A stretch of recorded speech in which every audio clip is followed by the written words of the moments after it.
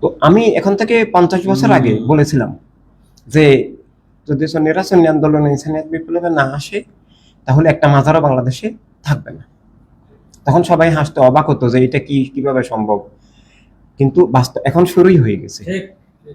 এখন ওরা ক্ষমতার দ্বার প্রান্তে, কিন্তু আসলে বাতিল বিজয়ী হবে না যদি আমরা কাজ করি, আর অবশ্যই বিজয়ী হবে যদি আমরা কাজ না করি। দুনিয়াটা উসিলা ভিত্তিক, দুনিয়াটা ডান দিক, দুই বিপরীত শক্তির দ্বন্দ্বের মধ্যে দিয়ে দুনিয়ার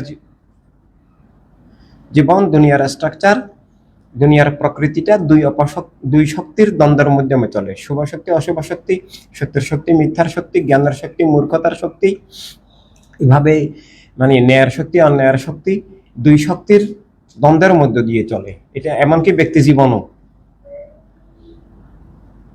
মানুষের শরীর, দেহ এই দুই শক্তির দ্বন্দ্বের মধ্য দিয়ে চলে।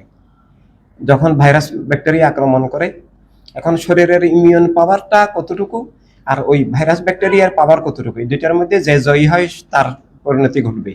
যদি ব্যাকটেরিয়া ভাইরাস জয়ী হয় সে মরবে, আর যদি শরীরের ইমিউন প্রতিরোধ শক্তি জয়ী হয় তাহলে ব্যাকটেরিয়া ভাইরাস মরবে, সে সুস্থ হয়ে যাবে। এই জন্য ওষুধ দিয়ে ওই ইমিউনকে পাওয়ারফুল করা হয়, ব্যাকটেরিয়া ভাইরাসকে দমন করা হয়। এভাবে সমাজেও, রাষ্ট্রেও, বিশ্বেও সব জায়গায় কি সত্যের শক্তি আর মিথ্যার শক্তি কোনটা প্রবল?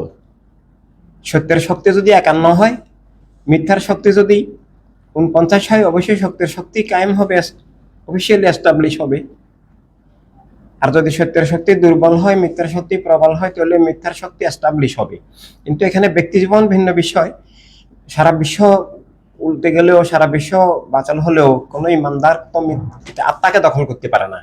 হয়তো জীবনকে রুদ্ধ করতে পারে, জীবনকে খুনও করতে পারে। সে কারবালা থেকে এ পর্যন্ত খুন তো আর কম হয়নি, করতেছে, কিন্তু কোনো মুমিনের আত্মাকে বাতিল দখল করতে পারে নাই, পারতেছে না।